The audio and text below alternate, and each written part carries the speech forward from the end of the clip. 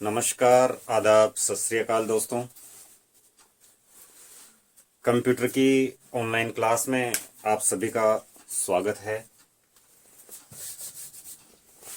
Computer teacher vacancy के syllabus को touch करते हुए आज अपन सी लैंग्वेज की चर्चा करेंगे।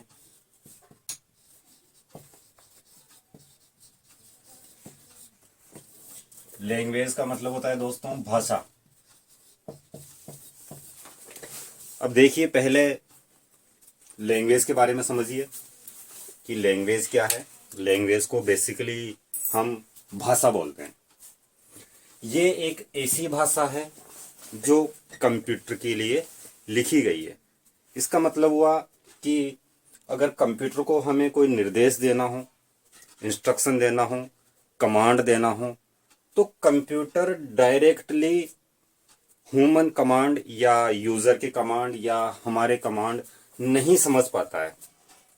उसके लिए इंटरमीडिएट प्रोग्रामों की आवश्यकता होती है, और वो प्रोग्राम किनसे बनाए जाते हैं? प्रोग्रामिंग लैंग्वेज के थ्रू, प्रोग्रामिंग भाषाओं के थ्रू। उसमें से ही एक भाषा है सी लैंग्वेज। तो सी लैंग्वेज की आज हम चर्चा करते हैं। सबसे पहले सी लैंग्वेज की हम देखते हैं हिस्ट्री, इसका इतिहास, इसका उद्भव। इस सी लैंग्वेज का उद्भव, यह इसका इतिहास कहाँ से है। तो दोस्तों हम बात करें तो सबसे पहले इस सीरीज की, सी लैंग्वेज सीरीज की एक प्रोग्रामिंग लैंग्वेज हुआ करती थी एल्गोल, ALGOL। क्या नाम था दोस्तों उसका? एल्गोल। और ये जो भाषा थी, ये भाषा 1960 में आई थी, सन 1960 में ये भाषा आई थी। अगर एल्गोल की हम बात करें तो एल्गोल का पूरा नाम होता है एल्गोरिथम प्रोग्रामिंग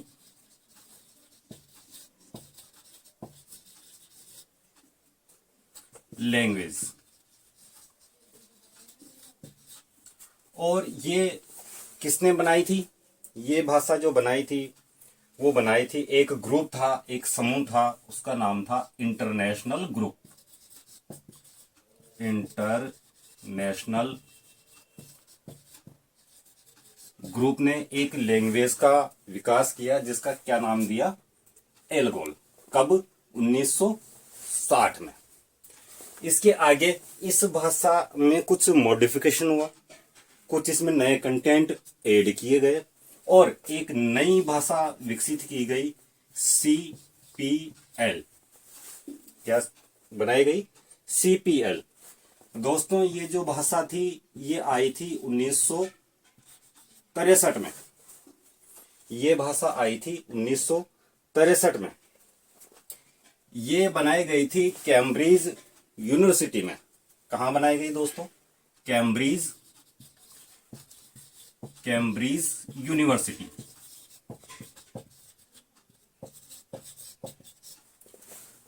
CPL का मतलब, इसका पूरा नाम अपन देखते हैं, कंबाइंड प्रोग्रामिंग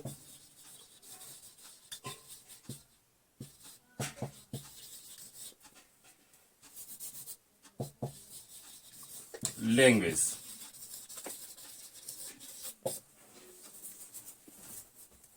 क्या नाम था दोस्तों CPL का? Combined programming language.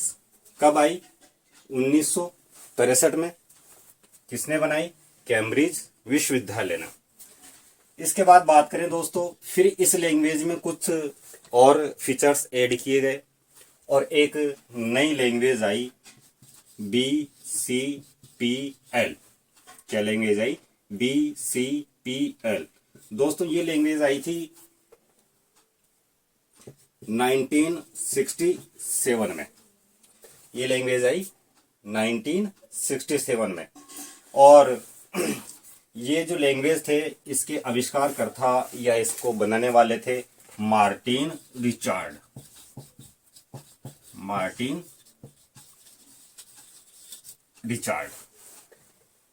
1967 में जो लैंग्वेज आई BCPL, उसको बनाने वाले जो साइंटिस्ट थे या जो डेवलपर थे वो थे मार्टिन रिचार्ड। BCPL का पूरा नाम होता है basic combined programming language. BCPL का क्या नाम होता है दोस्तों? Basic combined programming language. कई एग्जामों में इनका पूरा नाम भी पूछा जाता है, सन भी पूछ लिया जाता है आपसे, फुल नेम भी पूछ लिया जाता है, और ये लैंग्वेज किसने डेवलप की ये भी पूछ लिया जाता है। आगे फिर अपन फर्दर चर्चा करें कि इस BCPL के बाद इसमें फिर नए फीचर्स आए, नया कुछ एड ऑन हुआ, और जो लैंग्वेज आई वो आई बी। CPL हटा दिया, ओनली लैंग्वेज का नाम था बी। ये जो लैंग्वेज है दोस्तों ये आई थी 1970 में, और इसको बनाने वाले जो डेवलपर थे वो थे केन थॉमसन। क्या था दोस्तों? केन थॉमसन नाम के जो डेवलपर थे, उन्होंने जो लैंग्वेज बनाई वो बनाई बी। आगे चलकर बी में फिर डेवलपमेंट हुआ, फिर नए फीचर्स ऐड हुए और लैंग्वेज तैयार हुई, उसका नाम दिया गया सी। इट मीन्स बी के आगे वाला अल्फाबेट, बी के आगे वाला अल्फाबेट सी आता है, तो नेक्स्ट जो लैंग्वेज आई उसका नाम दिया गया सी। और ये लैंग्वेज आई थी 1972 में। कब आई दोस्तों? 1972 में सी। और इसको किसने बनाया? डेनिस रिची ने। किसने बनाया दोस्तों? Dennis Ritchie. जो आप स्टडी करने वाले हैं वो है सी लैंग्वेज। कब आई? 1972 में आई। किसने बनाया? डेनिस रिची ने बनाया। इसका स्क्रीनशॉट ले लीजिए। आगे फिर अपन नेक्स्ट करते हैं।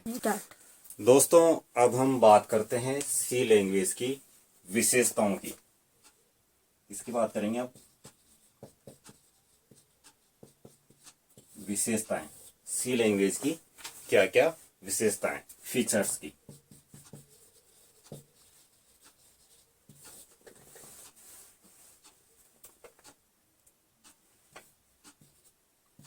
फीचर्स की बात करते हैं तो देखिए सी लैंग्वेज में क्या क्या गुण हैं, क्या क्या इसकी विशेषताएं हैं, क्या क्या यहाँ पे हमें मिलेगा।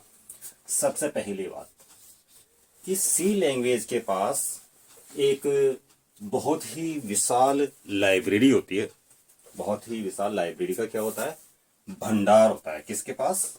सी लैंग्वेज के पास। अपन लिख सकते हैं विशाल लाइब्रेरी होती है।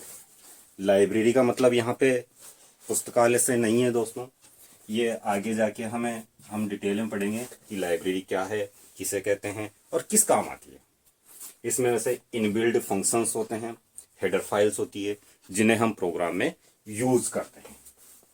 नेक्स्ट अगली अपन बात करते हैं कि जो सी लैंग्वेज है आपकी, वो कंप्यूटर सिस्टम के जितने भी हार्डवेयर हैं उनके लिए जो ड्राइवर बनाए जाते हैं वो किस में बनाए जाते हैं? सी लैंग्वेज में। सभी हार्डवेयर के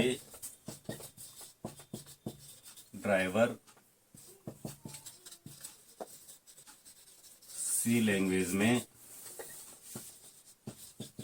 बनाए जाते हैं। कोई सा भी हार्डवेयर हो, सी लैंग्वेज के सारे हार्डवेयर के सारे ड्राइवर किसमें बनाए जाते हैं?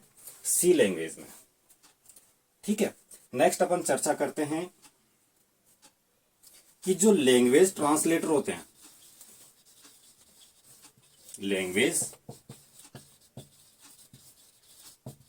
ट्रांसलेटर मतलब भाषा अनुवादक। भाषा अनुवादक। भाषा अनुवादक क्या है दोस्तों? कंप्यूटर के, आपका जो कंप्यूटर सिस्टम है उसके ऐसे प्रोग्राम होते हैं जो एक भाषा को दूसरी भाषा में बदलते हैं, जैसे हाई लेवल लैंग्वेज को लो लेवल लैंग्वेज में, या हम कहें सी प्रोग्राम को मशीनी कोड में, असेंबली भाषा को मशीनी कोड में, हाई लेवल लैंग्वेज को लो लेवल लैंग्वेज में। वो जो सॉफ्टवेयर होते हैं वो भी किस में बनाए जाते हैं, सी लैंग्वेज में। तो अपन लिखेंगे कि लैंग्वेज जो ट्रांसलेटर है वह भी सी लैंग्वेज से बनाए जाते हैं। इंपॉर्टेंट।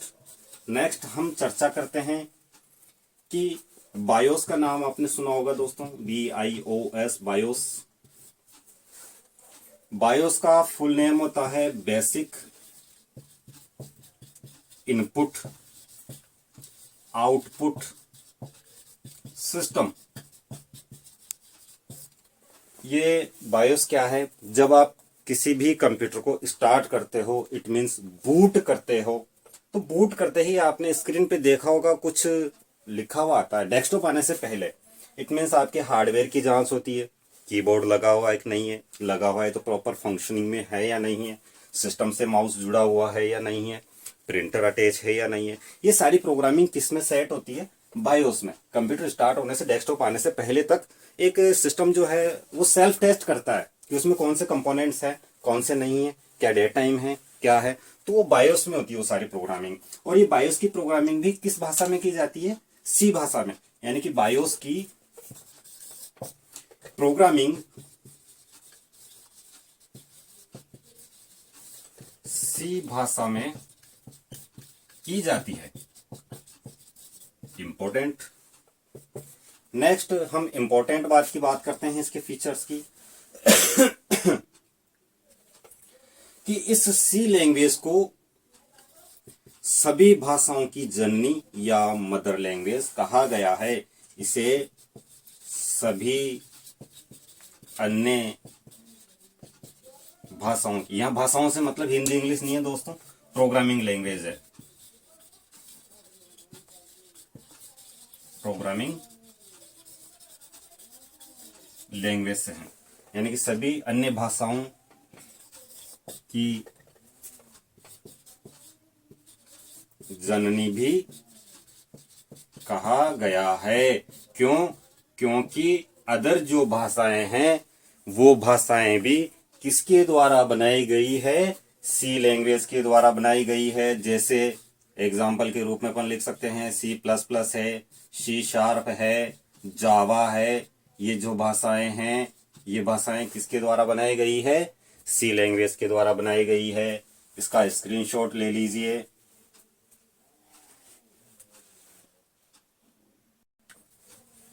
नेक्स्ट फीचर है दोस्तों, देखिए जो प्रोग्रामिंग भाषाएं हैं उनके लेवल होते हैं, high level, low level, middle level.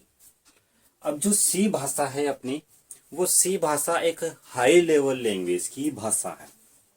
किस लेवल लैंग्वेज की भाषा है, हाई लेवल लैंग्वेज की। यह है हाई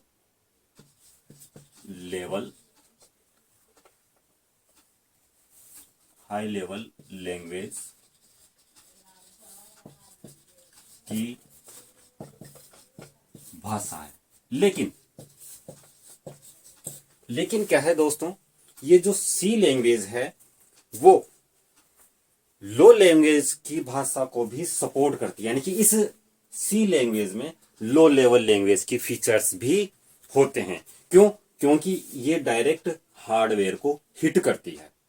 किसे हिट करती है, हार्डवेयर को। इट मींस इसमें हार्डवेयर के लिए प्रोग्रामिंग की जाती है, इसलिए हम कहते हैं कि ये लो लेवल लैंग्वेज के फीचर्स को भी सपोर्ट करती है। इसलिए इसे हम किस ग्रुप में रखते हैं, मिडिल लेवल लैंग्वेज में। किस ग्रुप में रखते हैं, मिडिल लेवल लैंग्वेज में। क्यों रखते हैं? क्योंकि ये हाई लेवल लैंग्वेज को भी सपोर्ट करती है और लो लेवल लैंग्वेज को भी सपोर्ट करती है। तो आगे अपन लिखते हैं कि यह हाई लेवल लैंग्वेज की भाषा है, लेकिन यह लो लेवल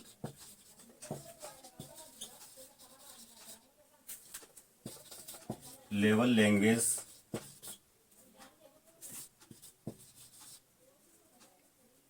को भी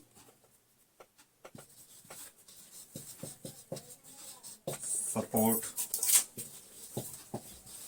करती है, इसलिए इसे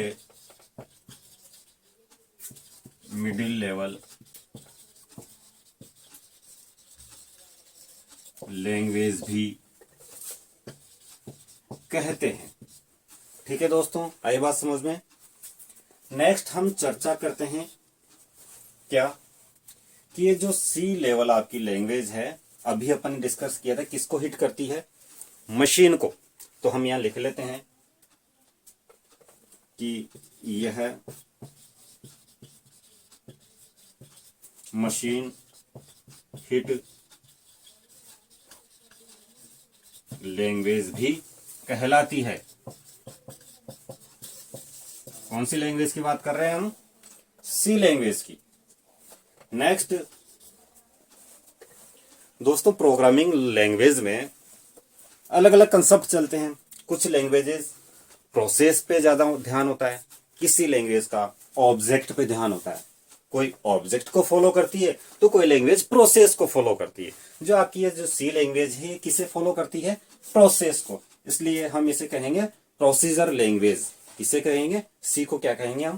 प्रोसीजर लैंग्वेज भी कहते हैं। तो हम लिखते हैं यह प्रोसीजर लैंग्वेज भी कहलाती है।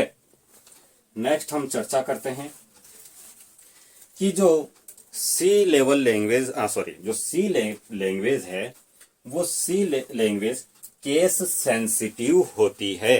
क्या होती है दोस्तों? Case sensitive. यह केस सेंसिटिव होती है। केस सेंसिटिव का मतलब समझ लीजिए। केस सेंसिटिव का मतलब क्या होता है? देखिए दोस्तों, ऐसी भाषा जो कैपिटल और स्मॉल में फर्क समझती हो। इसका मतलब देखो, हमारी दृष्टि से तो ये भी ए है, ये भी ए है, लेकिन अगर ऐसी भाषा जो इसे और इसे अलग अलग दृष्टि से देखती हो कि ये स्मॉल कैपिटल ए है, ये स्मॉल ए है, तो उसे हम कहेंगे केस सेंसिटिव। इट मीन्स सी भाषा का जब हम प्रोग्राम लिखेंगे, जो कोड आपको स्मॉल लेटर्स में लिखने हैं वो हम स्मॉल में लिखेंगे, और जो कैपिटल लेटर में लिखने वाले होते हैं उन्हें हम कैपिटल लेटर में लिखेंगे। यदि हमने उल्टा कर दिया, स्मॉल लेटर में लिखने वाले कोड को कैपिटल लेटर में कर दिया, तो वो प्रोग्राम में एरर होती है। ठीक है, तो हम कहते हैं कि ये क्या है? केस सेंसिटिव लैंग्वेज है। नेक्स्ट हम बात करते हैं किसकी? कि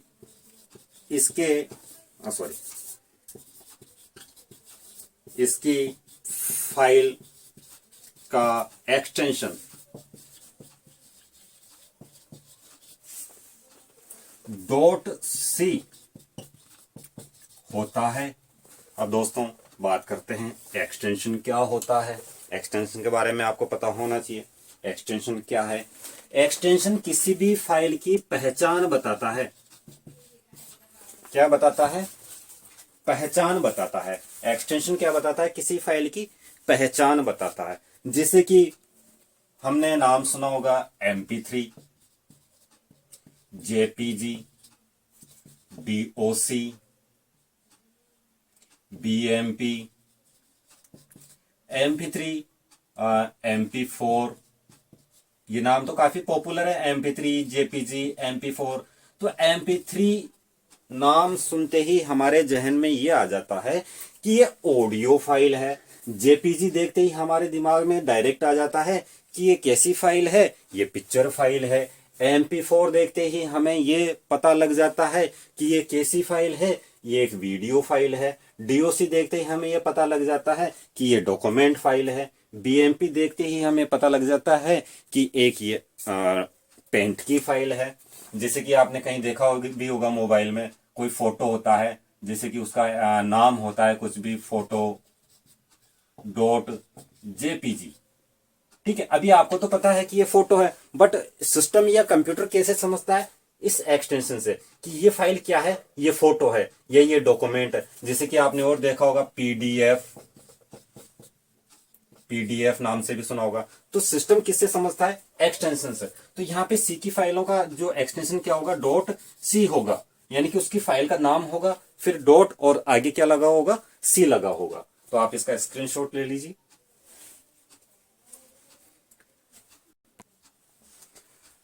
नेक्स्ट दोस्तों, आगे हम चर्चा करते हैं कि ये जो सी लैंग्वेज है उसमें जब हम कोड सीखेंगे, प्रोग्राम बनाएंगे, तो वो प्रोग्राम किस लैंग्वेज में बनेगा? वो बनेगा हाई लेवल लैंग्वेज में। अब जो आपका कंप्यूटर है वो हाई लेवल लैंग्वेज को नहीं समझता है, वो केवल एक ही भाषा जानता है, वो भाषा होती है मशीन लैंग्वेज। तो हमारे प्रोग्राम को जो हमने हाई लेवल लैंग्वेज में बनाया है, वो लैंग्वेज जो हम समझते हैं वो हाई लेवल लैंग्वेज है।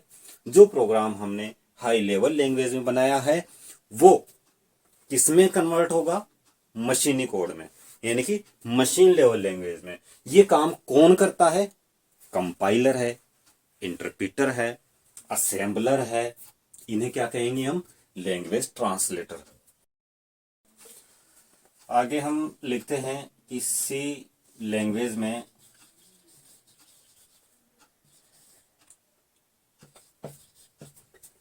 जीसीसी कंपाइलर का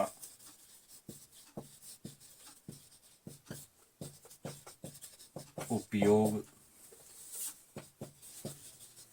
किया जाता है। दोस्तों इस लैंग्वेज में जब हम प्रोग्राम बनाएंगे तो उस प्रोग्राम को कंपाइल करने के लिए, या हम यूं कहें कि प्रोग्राम को हाई लेवल लैंग्वेज से लो लेवल लैंग्वेज में चेंज करने के लिए जिस कंपाइलर का यूज किया जाता है वो कौन सा कंपाइलर है? जीसीसी कंपाइलर है। ठीक है, नेक्स्ट हम चर्चा करते हैं कि अब देखिए, अगर हम किसी प्रोग्राम को कंपाइल करते हैं तो उसकी कुछ स्टेप होती है, उसकी कुछ स्टेप होती है। तो वो स्टेप कौन कौन सी है उनके बारे में हम चर्चा करेंगे कि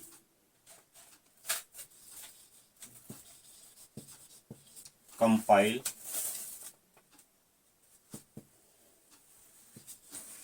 निम्न स्टेप में होता है। वो कौन कौन से स्टेप है दोस्तों? देखिए, सबसे पहले आपके पास होता है कोड, प्रोग्राम। उस कोड को हम बोलते हैं सोर्स कोड। क्या कहेंगे दोस्तों? Source code. जो आप लिखेंगे, यानी कि जो प्रोग्रामर जो कोड लिखेगा उसे हम क्या कहेंगे? सोर्स कोड कहेंगे। इस सोर्स कोड पर फिर जो फंक्शन अप्लाई होता है, जब हम कंपाइल करते हैं जो फंक्शन अप्लाई होता है वो होता है प्री प्रोसेसर। यानी कि कोड किसके पास जाता है? प्री प्रोसेसर के पास जाएगा। किसके पास जाएगा दोस्तों? प्री प्रोसेसर के पास जाएगा। और यहां पे इस सोर्स कोड का जो एक्सटेंशन होगा वो होगा, जैसे कि मान लो कि फाइल का नाम है माई, तो उसका एक्सटेंशन क्या होगा? Dot C. ये हमारी फाइल का नाम है, उसका एक्सटेंशन क्या होगा? सी। सोर्स कोड की हम बात कर रहे हैं। जब ये प्रोग्राम किसके पास जाएगा? प्री प्रोसेसर के पास जाएगा। तो ये प्री प्रोसेसर क्या होता है कि जितने भी आपने कमेंट लगाए हैं आपके प्रोग्राम में, चाहे वो सिंगल लाइन कमेंट हो, मल्टी लाइन कमेंट हो, उन कमेंट्स को क्या करता है? रिमूव करता है। इसके अलावा जो आपने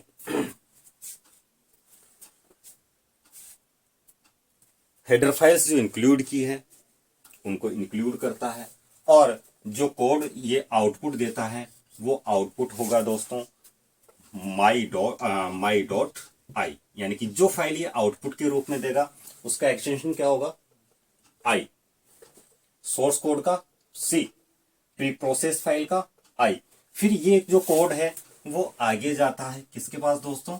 नेक्स्ट किसके पास जाएगा? ये नेक्स्ट जाएगा कंपाइलर के पास। किसके पास जाएगा? कंपाइलर के पास। कंपाइलर फिर फाइल पे वर्क करेगा, उसे कंपाइल करेगा और आउटपुट के रूप में जो फाइल देगा उसका एक्सटेंशन होगा दोस्तों एस।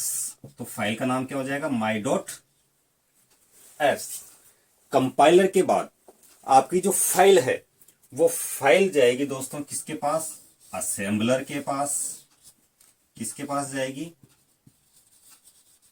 असेंबलर के पास जाएगी। असेंबलर फिर आउटपुट देगा, उसका एक्सटेंशन होगा दोस्तों माई डॉट ओबीजे। जो असेंबलर से जो फाइल प्रोड्यूस होगी, जो बाहर निकलेगी, वो होगी ऑब्जेक्ट फाइल। उसका नाम क्या होगा, माई, और एक्सटेंशन क्या होगा, ऑब्जेक्ट फाइल। ये फाइल फिर जाएगी किसके पास, लिंकर के पास। किसके पास जाएगी दोस्तों, लिंकर के पास।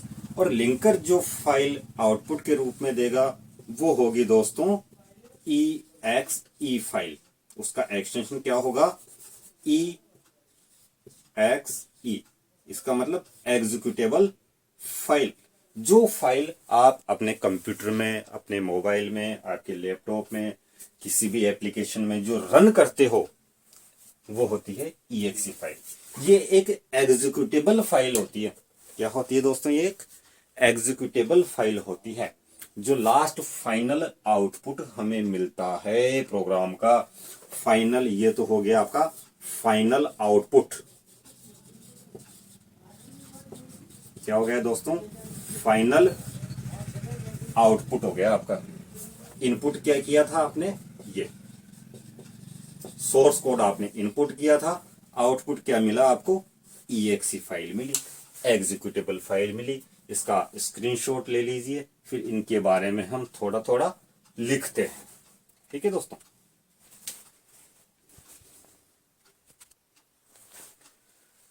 ठीक है दोस्तों। अब हम लिखते हैं, सबसे पहले क्या था अपना, प्री प्रोसेसर।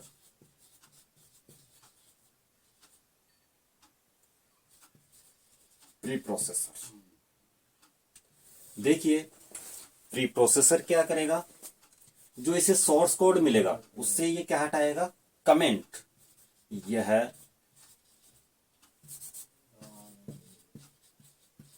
सोर्स कोड से कमेंट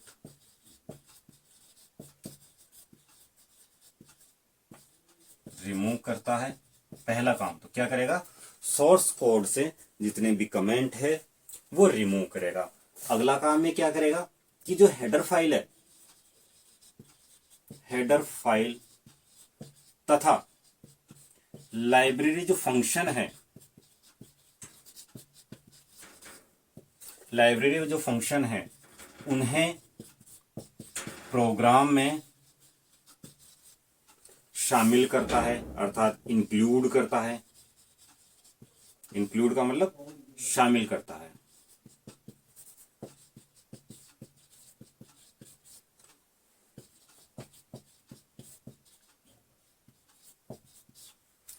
ठीक है, तो ये प्री प्रोसेसर क्या करेगा, सोर्स कोड के कमेंट रिमूव करेगा और जो हेडर फाइल्स और लाइब्रेरी फंक्शन है उनको आपके प्रोग्राम से जोड़ेगा, उन्हें आपके प्रोग्राम में इंक्लूड करेगा और फाइल का एक्सटेंशन क्या करके देगा,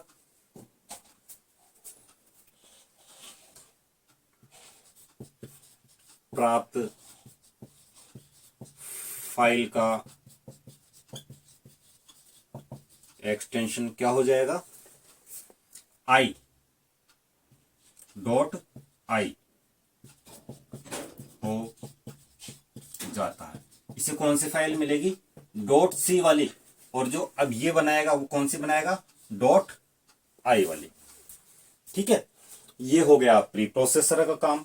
इसके बाद में क्या था, कंपाइलर। हाँ सॉरी, कंपाइलर। इसके बाद क्या था दोस्तों, कंपाइलर। अब कंपाइलर क्या करेगा, कंपाइलर करेगा जो कोड मिला उसे, प्रोसेस जो कोड मिला उसे क्या करेगा, असेंबली कोड में चेंज करेगा। यानी कि जो इसे कोड मिला किससे, प्री प्रोसेसर से, कैसा कोड मिला, प्रोसेस्ड जो कोड मिला उसे किस में चेंज करेगा, असेंबली में। यानी कि प्रोसेस्ड कोड को असेंबली लैंग्वेज में या कोड में बदलता है। एक काम तो ये हो गया। दूसरा काम क्या करेगा दोस्तों, कि जो आपका सोर्स कोड है उसके रूल्स और रेगुलेशन ये चेक करेगा। क्या करेगा, यह कोड के रूल्स व इंस्ट्रक्शन चेक करता है।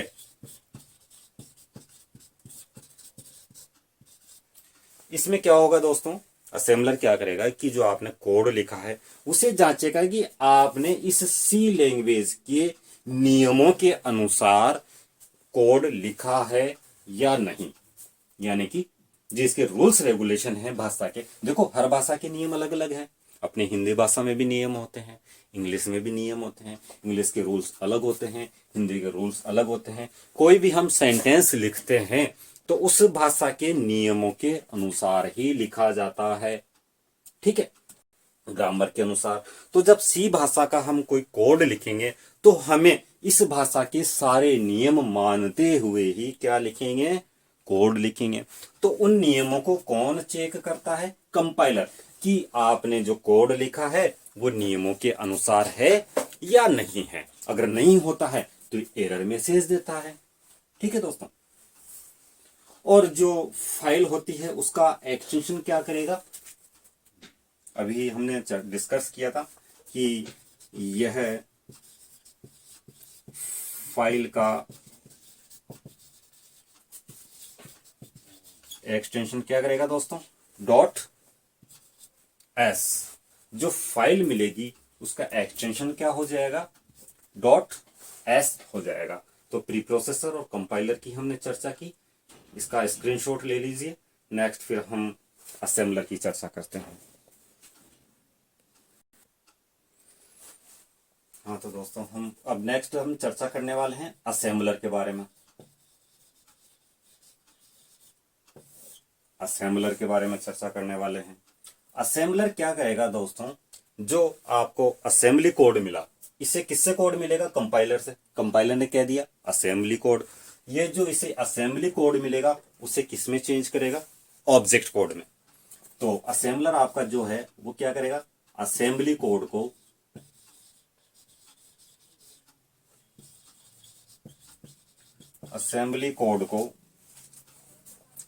ऑब्जेक्ट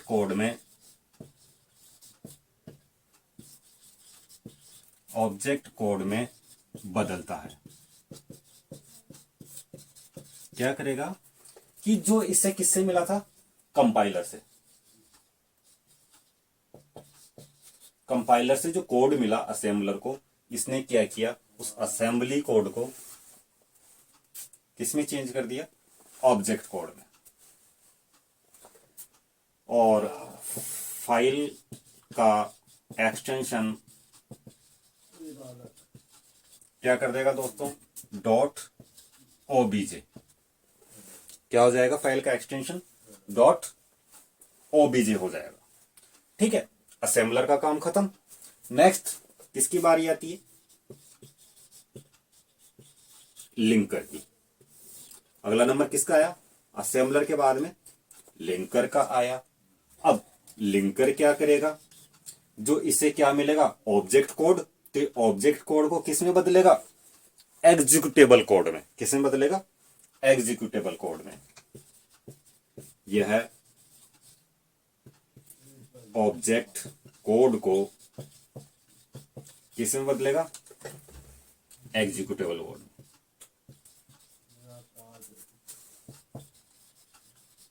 एग्जीक्यूटेबल कोड में बदलता है। और फाइल का एक्सटेंशन क्या कर देगा, डॉट EXE। फाइल का एक्सटेंशन क्या कर देगा, डॉट EXE। EXE का पूरा नाम ही क्या होता है दोस्तों, एग्जीक्यूटेबल होता है। ये फुल नेम, इस EXE का पूरा नाम क्या होता है, एग्जीक्यूटेबल। इस OBJ का पूरा नाम क्या होता है, ऑब्जेक्ट। OBJ का पूरा नाम क्या होता है, ऑब्जेक्ट। EXE का पूरा नाम क्या होता है, एग्जीक्यूटेबल।